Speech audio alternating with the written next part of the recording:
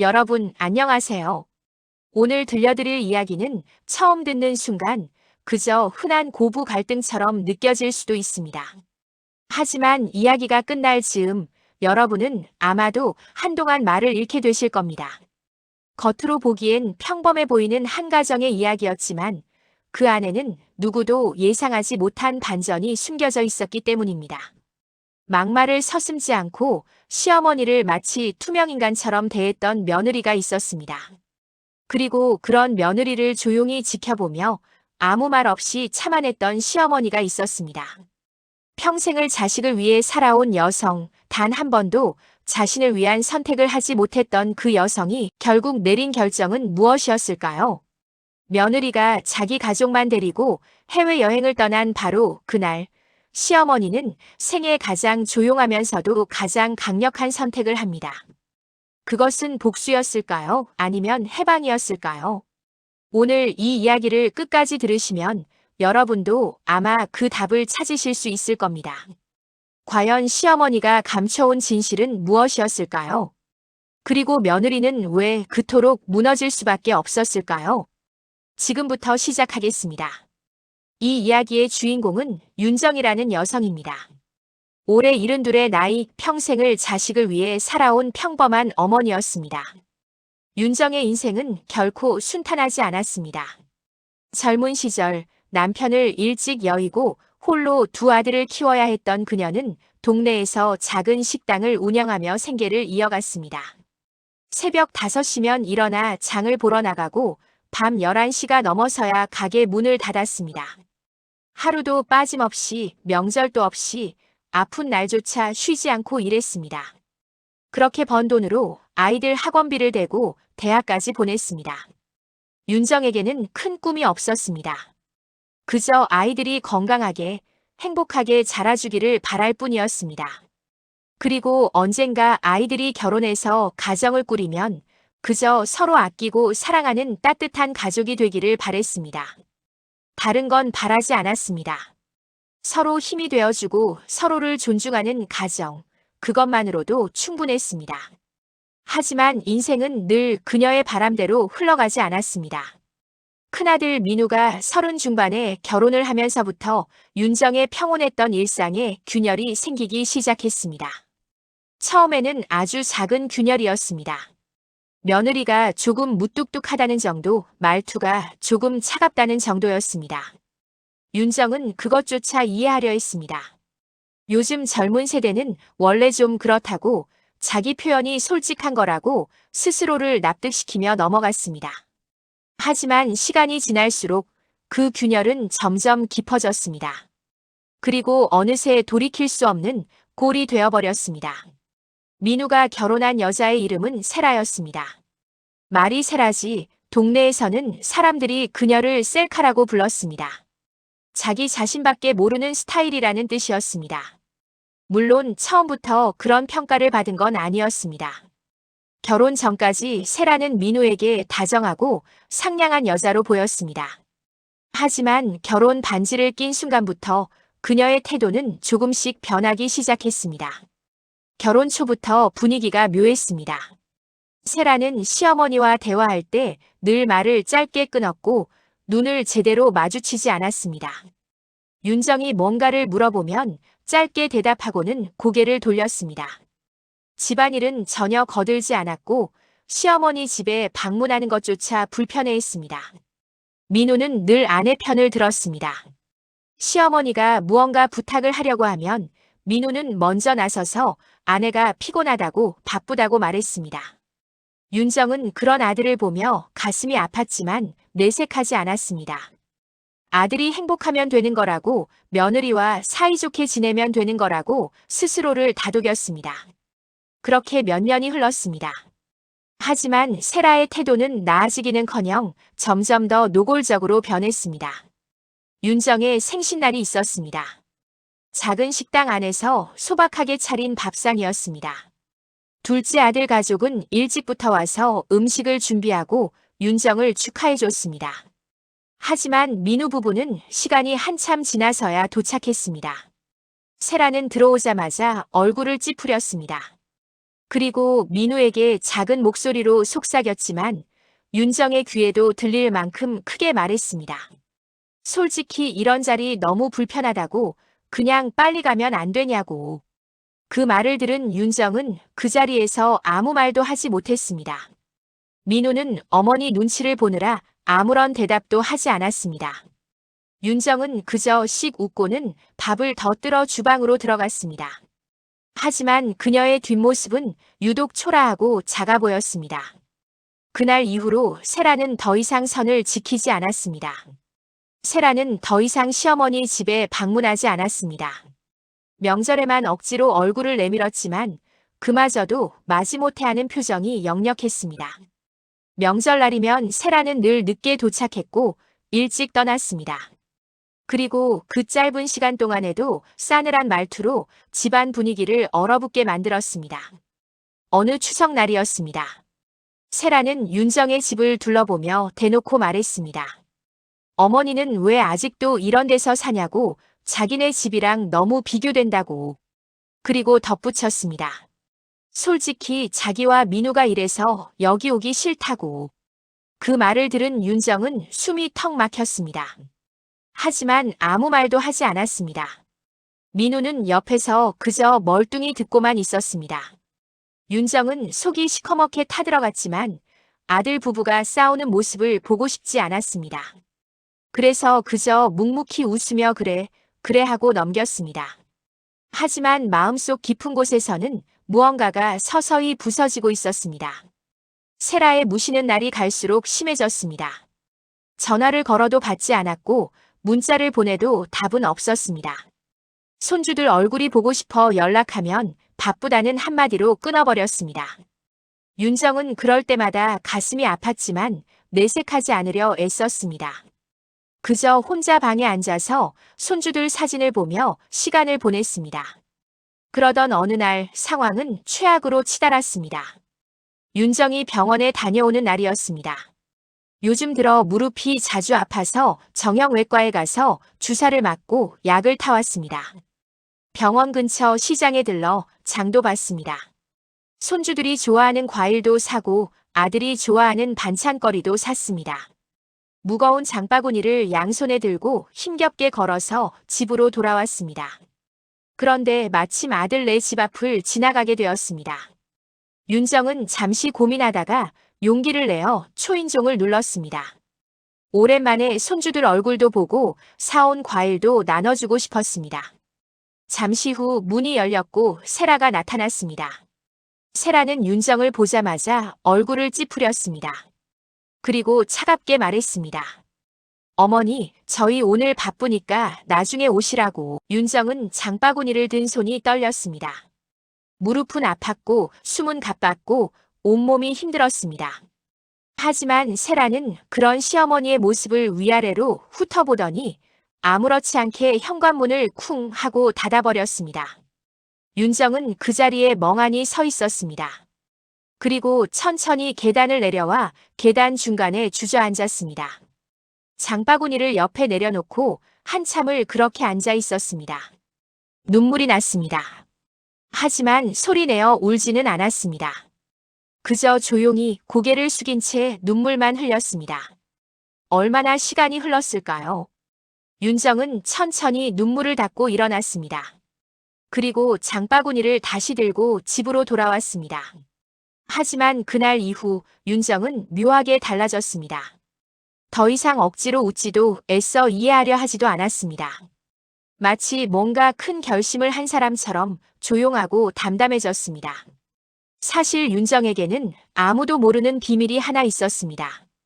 평생 식당을 하면서 모아둔 돈이 있었습니다. 그녀는 자식들이 모를 때 조금씩, 아주 조금씩 돈을 모았습니다.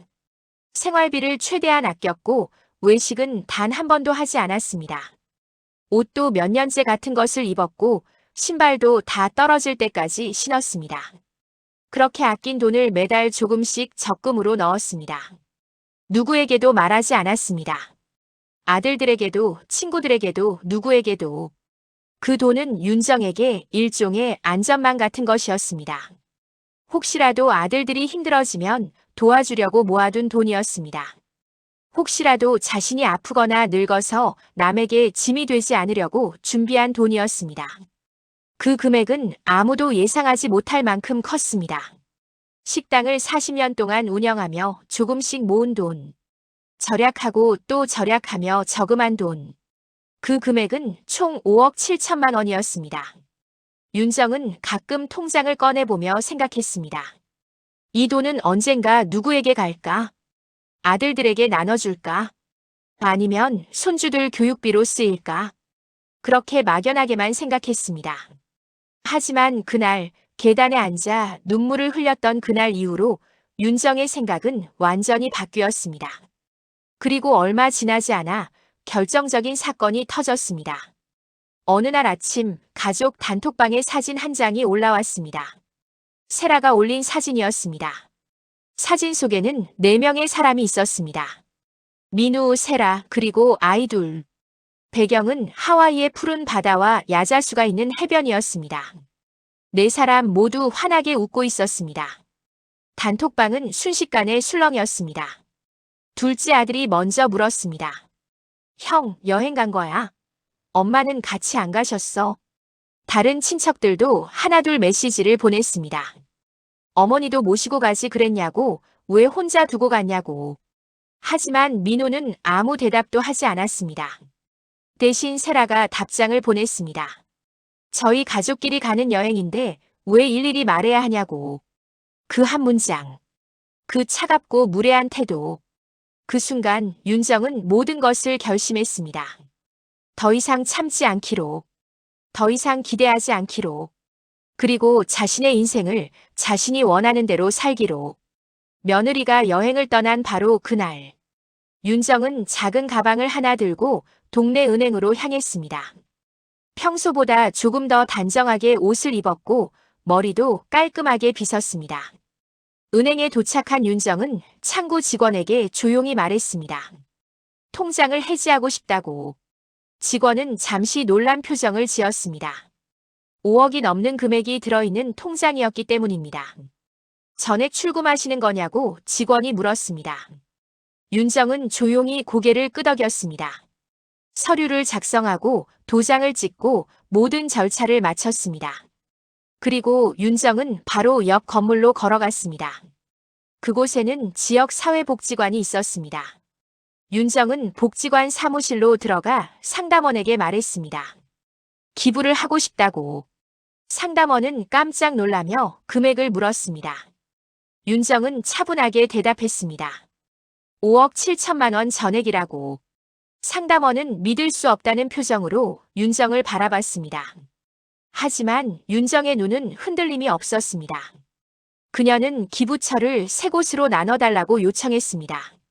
첫 번째는 장애아동 재활센터, 두 번째는 노인요양기금, 그리고 세 번째는 한부모 가정 긴급구호재단. 모두 사회에서 가장 도움이 필요한 곳들이었습니다. 서류에 사인을 하는 윤정의 손은 전혀 떨리지 않았습니다. 오히려 마음이 가벼워지는 것 같았습니다. 직원이 조심스럽게 물었습니다. 가족들 동의는 받으셨냐고. 윤정은 조용히 미소 지으며 대답했습니다. 제 돈이라고. 제가 평생 모은 제 돈이니 제가 행복하게 쓰고 싶은데 쓰면 되는 거 아니냐고. 그녀의 눈은 맑았습니다. 어쩌면 지난 몇 년 동안 보여줬던 어떤 표정보다도 자유로워 보였습니다. 며칠이 지나고 해외여행을 마친 세라와 민우가 귀국했습니다. 세라는 여행 가방도 풀기 전에 급하게 윤정의 집으로 찾아왔습니다. 그녀는 현관문을 거칠게 두드렸고 문이 열리자마자 소리를 질렀습니다. 어머니, 통장에서 돈이 왜 없어졌냐고. 우리 집도 이제 큰 집으로 옮겨야 하고 투자도 해야 하는데 도대체 왜 이런 짓을 했냐고. 윤정은 차 한 잔을 천천히 앞에 두고 자리에 앉았습니다. 그리고 차분하게 대답했습니다. 내 돈이라고. 내가 평생 모은 내 돈을 내가 쓰고 싶은데 썼다고. 세라는 믿을 수 없다는 표정으로 소리쳤습니다. 우리한테도 줘야 하는 거 아니냐고. 그 돈이 다 누구 덕분에 모인 건데 라고. 그 말은 윤정의 마음을 또 한 번 깊게 베었습니다. 평생 일한 손. 평생 움직인 발. 잠도 제대로 못 자고 살았던 세월. 단 하루도 쉬지 않고 버텨낸 시간들. 그 모든 것을 며느리는 당연한 것으로 치부했습니다. 마치 시어머니의 노력과 희생이 자기들의 권리인 양 말했습니다. 윤정은 더 이상 화내지도 슬퍼하지도 않았습니다. 그저 조용히 미소 지었습니다. 그리고 단 한 문장을 남겼습니다. 내가 너희를 위해 쓰지 않겠다는 건 내가 먼저 알려줬다고. 세라는 계속 소리를 질렀습니다. 미쳤냐고, 어머니 때문에 우리 인생이 망했다고. 하지만 그날 민우가 처음으로 아내를 멈춰 세웠습니다. 세라, 그만하라고. 그 말에 세라는 더욱 크게 폭발했습니다. 왜 나만 욕하냐고, 왜 다들 시어머니 편이냐고. 민우는 그날 10년 동안 말하지 못했던 말을 꺼냈습니다. 엄마도 가족이라고. 근데 너는 엄마를 가족으로 대한 적이 없다고. 그 말에 세라는 아무 대답도 하지 못했습니다. 그저 입술만 떨 뿐이었습니다. 윤정은 그 모습을 조용히 바라보다가 천천히 자리에서 일어났습니다. 그리고 방으로 들어가 문을 닫았습니다. 더 이상 들을 말이 없었기 때문입니다. 며칠 후 기부 사실이 공식적으로 알려졌습니다. 재단에서 보내온 감사장이 우편으로 도착했고 지역 신문에도 작게 기사가 실렸습니다. 둘째 아들도 그제야 사실을 알고 전화를 걸어왔습니다. 엄마, 왜 말도 안 하고 이렇게 큰 돈을 기부했냐고. 윤정은 담담하게 대답했습니다. 나는 돈으로 사랑을 사는 사람이 아니라고. 도움이 필요한 사람들이 세상에는 더 많다고. 그리고 덧붙였습니다. 나한테 소중한 사람은 가족을 버리지 않는 사람들 뿐이라고. 그날 이후로 세라는 시어머니 집에 발을 들이지 않았습니다. 민우도 서서히 아내에게 지쳐가는 것이 느껴졌습니다. 부부 사이에는 금이 가기 시작했고 집안 분위기는 날로 차가워졌습니다. 세라는 여전히 자신이 잘못한 게 없다고 생각했습니다. 하지만 주변 사람들의 시선은 달랐습니다. 친척들도 이웃들도 심지어 세라의 친구들조차 고개를 저었습니다. 아무리 며느리라도 그렇지 너무 심했다고. 세라는 점점 고립되어 갔습니다. 반면 윤정은 여전히 작은 집에서 조용히 지냈습니다. 더 이상 아들에게 연락하지도 손주들을 보겠다고 조르지도 않았습니다. 그저 차 한 잔을 천천히 마시며 창밖을 바라보는 시간이 많아졌습니다. 가끔 재단에서 연락이 왔습니다. 윤정이 기부한 돈으로 재활치료를 받게 된 아이들의 사진을 보내왔습니다. 요양원에서 편안하게 지내시는 어르신들의 소식도 전해왔습니다. 한부모 가정에서 다시 희망을 찾았다는 감사 편지도 왔습니다. 윤정은 그 편지들을 하나하나 읽으며 조용히 미소 지었습니다. 이것이 진짜 행복이구나 라고 생각했습니다. 누군가를 원망하거나 미워하는 것이 아니라 누군가에게 진짜 도움이 되는 것. 그것이 그녀가 평생 바라왔던 삶의 의미였습니다. 사람들은 가끔 물었습니다. 그게 복수였냐고. 며느리에게 복수하려고 돈을 기부한 거냐고. 하지만 윤정은 고개를 저었습니다. 복수가 아니라고. 그저 자신이 평생 지켜온 마음을 자신이 원하는 곳에 보낸 것뿐이라고. 윤정에게 그 결정은 복수가 아니었습니다. 해방이었습니다. 평생 남을 위해 살았던 자신에게 처음으로 허락한 선택이었습니다. 누군가에게 인정받기 위해서가 아니라 자신이 진심으로 원하는 일을 한 것이었습니다. 물론 아프지 않았던 건 아닙니다. 아들이 그리웠고 손주들도 보고 싶었습니다. 하지만 윤정은 더 이상 사랑을 구걸하고 싶지 않았습니다. 진짜 사랑은 요구하는 것이 아니라 자연스럽게 주고받는 것이라고 믿었습니다. 그리고 그런 사랑을 주지 않는 사람에게 매달리는 것은 자신을 더 초라하게 만들 뿐이라는 것을 깨달았습니다. 세상 사람들은 윤정의 선택을 두고 여러 말을 했습니다. 어떤 이는 너무 극단적이었다고 했고 어떤 이는 통쾌하다고 했습니다.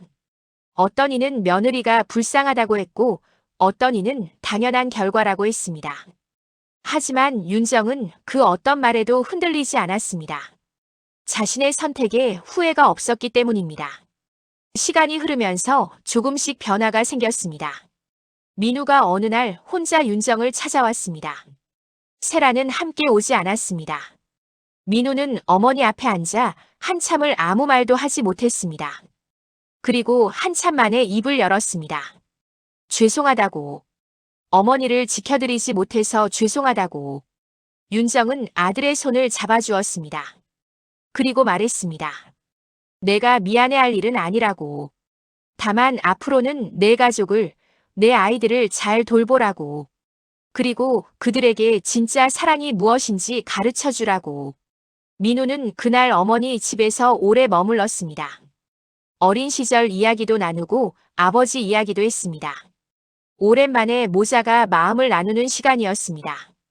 떠나기 전 민우는 어머니께 물었습니다.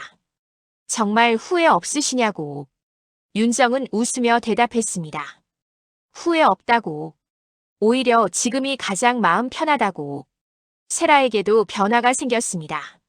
처음에는 여전히 자신이 옳다고 생각했지만 시간이 지나면서 주변의 시선을 느끼기 시작했습니다. 친구들과의 모임에서도 동네에서도 심지어 자신의 친정 부모님조차 그녀를 나무랐습니다. 아무리 그래도 그렇지 너무 심했다고. 세라는 처음으로 자신의 행동을 돌아보기 시작했습니다. 정말 자신이 잘못한 걸까? 시어머니가 그렇게까지 할 만큼 자신이 심하게 대했던 걸까? 하지만 인정하기는 쉽지 않았습니다. 자존심도 있었고 무엇보다 어떻게 사과해야 할지 몰랐습니다. 그렇게 몇 달이 흘렀습니다. 어느 날 세라의 큰아이가 학교에서 상을 받았습니다. 효행상이었습니다. 시상식에 참석한 세라는 아이가 쓴 글을 읽게 되었습니다. 그 글에는 할머니 이야기가 적혀 있었습니다. 할머니가 얼마나 고생하셨는지, 할머니가 얼마나 착한 분인지, 그리고 할머니를 자주 뵙지 못해서 얼마나 그리운지. 세라는 그 글을 읽으며 눈물이 났습니다. 자신이 아이들에게서 할머니를 빼앗았다는 것을, 그리고 자신이 아이들에게 나쁜 본보기를 보여줬다는 것을 깨달았습니다. 세라는 집으로 돌아와 거울을 보았습니다. 거울 속 자신의 얼굴은 지쳐 보였습니다. 언제부터였을까요? 자신이 이렇게 차갑고 무례한 사람이 된 건. 생각해보니 결혼 전에는 그렇지 않았습니다. 사람들에게 친절했고 예의도 지켰습니다. 하지만 결혼 후 시어머니를 대할 때만큼은 달랐습니다. 왜였을까요? 어쩌면 자신도 모르게 시어머니를 경쟁 상대로 생각했던 건 아닐까요? 남편의 사랑을 빼앗아갈 사람으로, 자신의 자유를 제한할 사람으로. 하지만 그건 착각이었습니다. 윤정은 그저 가족이 되고 싶었을 뿐이었습니다. 며느리를 사랑하고 손주들을 아끼고 싶었을 뿐이었습니다. 세라는 그제야 자신이 얼마나 큰 실수를 했는지 깨달았습니다. 하지만 이미 늦었습니다. 돌이킬 수 없는 선을 넘어버렸습니다. 그래도 세라는 용기를 냈습니다. 어느 날 오후 혼자 윤정의 집을 찾아갔습니다. 손에는 작은 꽃다발을 들고 있었습니다. 초인종을 누르는 손이 떨렸습니다. 잠시 후 문이 열렸고 윤정이 나타났습니다. 윤정은 세라를 보고도 놀라지 않았습니다. 그저 조용히 문을 열어주고 들어오라고 했습니다. 세라는 거실에 앉아 한참을 말을 잇지 못했습니다. 그리고 겨우 입을 열었습니다. 죄송하다고. 정말 죄송하다고. 윤정은 차를 한 잔 따라주며 말했습니다. 이제 와서 사과해도 달라지는 건 없다고. 하지만 내가 깨달았다는 것만으로도 다행이라고. 세라는 눈물을 흘렸습니다. 정말 몰랐다고, 자신이 그렇게 심하게 대했는지 몰랐다고. 윤정은 고개를 끄덕였습니다. 알았다면 그러지 않았겠지. 하지만 이제는 아이들을 잘 키우라고. 그리고 그 아이들에게 진짜 가족의 의미를 가르쳐 주라고. 세라는 고개를 숙인 채 오래 울었습니다. 그날 이후 세라는 조금씩 변했습니다. 윤정에게 자주 연락했고 가끔 아이들을 데리고 방문했습니다.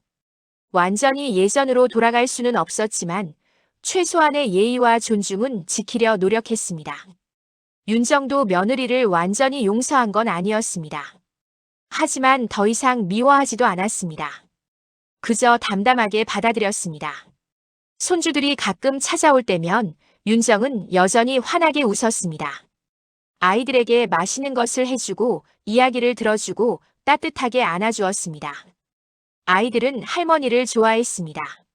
할머니 집에 오는 걸 즐거워했습니다. 민호도 예전보다 자주 어머니를 찾았습니다. 혼자 올 때도 있었고 가족과 함께 올 때도 있었습니다.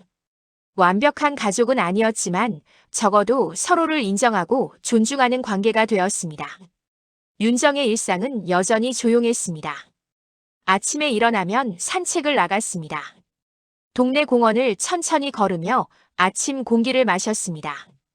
가끔 만나는 이웃들과 인사를 나누고 간단한 이야기를 나눴습니다. 집에 돌아오면 차를 한 잔 끓여 마셨습니다. 창가에 앉아 책을 읽거나 라디오를 들었습니다. 점심은 간단하게 먹었습니다. 저녁에는 가끔 재단에서 보내온 편지를 읽었습니다. 그 편지들을 읽을 때면 윤정은 진심으로 행복했습니다. 자신의 돈이 누군가에게 진짜 도움이 되고 있다는 것, 누군가의 인생을 바꾸고 있다는 것, 그것이 그녀에게는 가장 큰 보람이었습니다. 가끔 둘째 아들이 전화했습니다.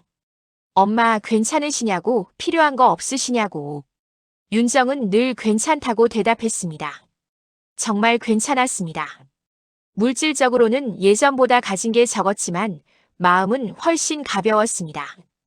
윤정의 이야기는 조금씩 알려지기 시작했습니다. 지역 신문에 작게 실렸던 기사가 인터넷 커뮤니티로 퍼졌습니다. 사람들은 그녀의 선택에 대해 열띤 토론을 벌였습니다. 어떤 이들은 윤정을 지지했습니다. 당연한 선택이었다고, 며느리가 너무 심했다고, 자기 돈을 자기 마음대로 쓰는 게 뭐가 잘못이냐고. 반면 어떤 이들은 비판적이었습니다. 아무리 그래도 가족인데 너무 극단적이었다고. 손주들도 생각해야 하는 거 아니냐고. 하지만 대부분의 사람들은 윤정의 입장에 공감했습니다.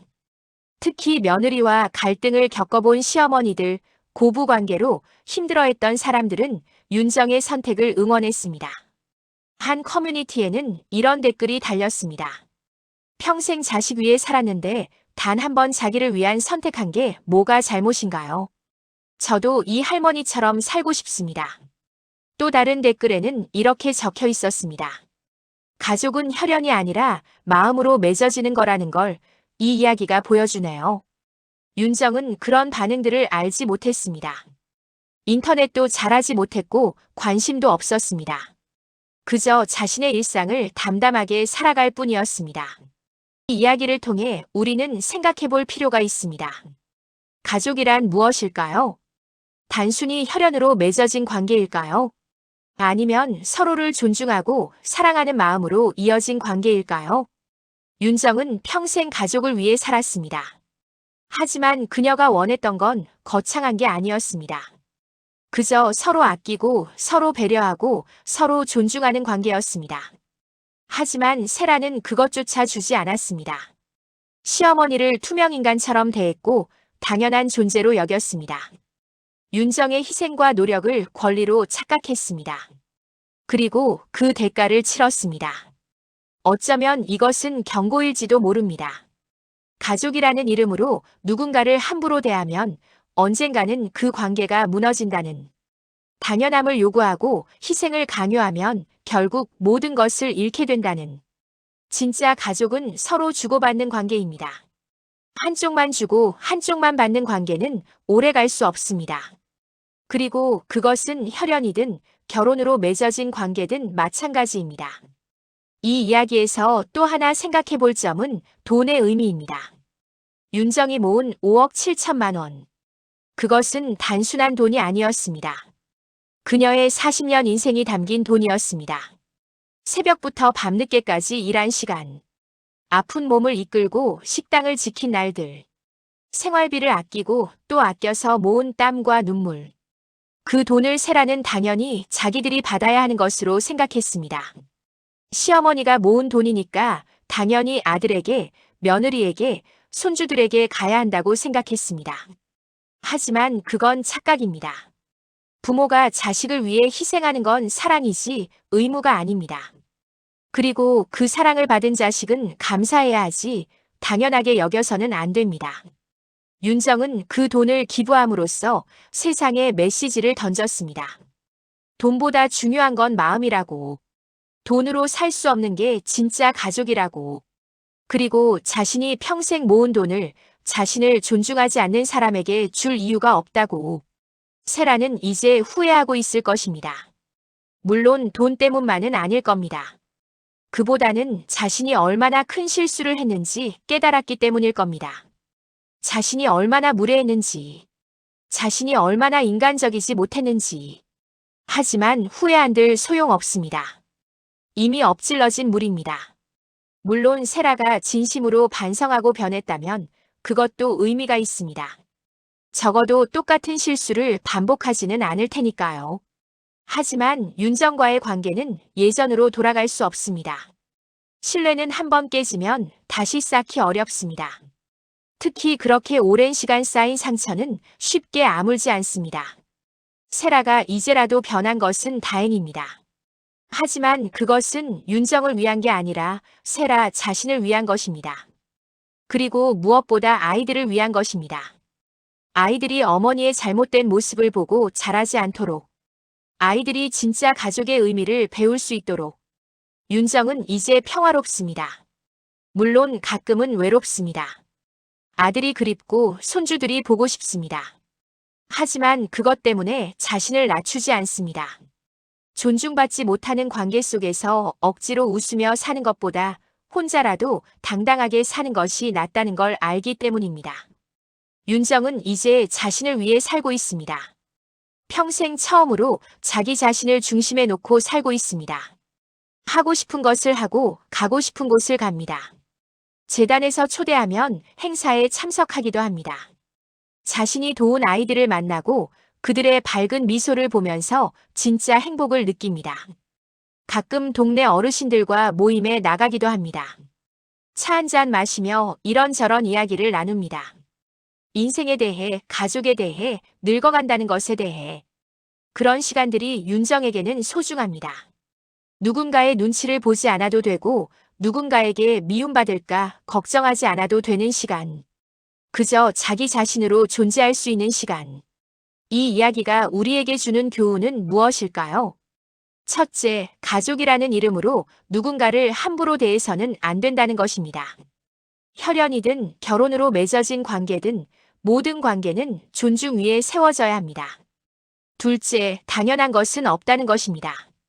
부모의 희생도 시어머니의 도움도 배우자의 양보도 모두 감사해야 할 일입니다. 셋째, 자기 자신을 잃으면서까지 관계를 유지할 필요는 없다는 것입니다. 존중받지 못하는 관계라면 과감히 거리를 두는 것도 용기입니다. 넷째, 진짜 사랑은 조건이 없다는 것입니다. 돈이나 이익 때문에 맺어진 관계는 언젠가 무너집니다. 다섯째, 늦었다고 생각할 때가 가장 빠르다는 것입니다. 잘못을 깨달았다면 지금이라도 변해야 합니다. 하지만 동시에 변한다고 해서 모든 것이 용서되는 건 아니라는 것도 알아야 합니다. 이 이야기는 비단 윤정과 세라만의 이야기가 아닙니다.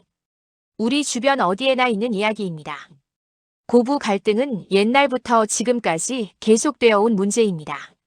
물론 모든 며느리가 세라 같은 건 아닙니다. 많은 며느리들이 시어머니를 잘 모시고 좋은 관계를 유지합니다. 반대로 모든 시어머니가 윤정처럼 참고 견디는 것도 아닙니다. 때로는 시어머니가 며느리를 힘들게 하는 경우도 있습니다. 중요한 건 관계의 방향성이 아니라 서로를 대하는 태도입니다. 상대방을 인간으로 존중하는가? 상대방의 감정을 배려하는가? 상대방의 노력을 인정하는가? 이런 기본적인 것들이 지켜지지 않으면 어떤 관계든 무너집니다. 그리고 그것은 가족 관계뿐만 아니라 모든 인간관계에 적용됩니다. 친구 관계든 직장 관계든 연인 관계든 마찬가지입니다. 오늘의 이야기는 돈의 문제가 아니었습니다. 누가 옳고 그른 문제도 아니었습니다. 그저 가족이라는 이름 아래 당연함을 요구하는 사람들과 조용히 모든 것을 감내하는 사람들 사이에서 벌어진 진실이었습니다. 그리고 시어머니 윤정은 평생 단 한 번 자신을 위한 선택을 했습니다. 그것이 복수였을까요? 아니면 해방이었을까요? 아마도 둘 다일 것입니다. 그리고 동시에 둘 다 아닐 것입니다. 그것은 그저 한 여성이 자신의 인생을 되찾은 이야기였습니다. 여러분은 어떻게 생각하시나요? 윤정의 선택이 옳았을까요? 아니면 너무 극단적이었을까요? 정답은 없습니다. 각자의 생각이 다를 수 있고 그것이 당연합니다. 하지만 한 가지는 분명합니다. 우리 모두는 존중받을 자격이 있다는 것. 그리고 존중받지 못하는 관계는 유지할 필요가 없다는 것. 오늘 이야기가 여러분께 작은 울림이 되었기를 바랍니다. 가족에 대해, 관계에 대해, 그리고 자기 자신에 대해 생각해보는 시간이 되었기를 바랍니다. 여기까지 들어주셔서 감사합니다. 이 이야기가 도움이 되셨다면 구독과 좋아요, 알림 설정 부탁드립니다. 그리고 댓글로 여러분의 생각을 들려주세요. 여러분의 이야기도 궁금합니다. 저희 썰어 채널은 앞으로도 여러분께 의미 있는 이야기를 전해드리기 위해 노력하겠습니다. 실제로 일어난 일들, 우리 주변의 이야기들, 그리고 그 안에 담긴 교훈과 메시지를 계속해서 나눠드리겠습니다. 다음 이야기도 기대해주세요.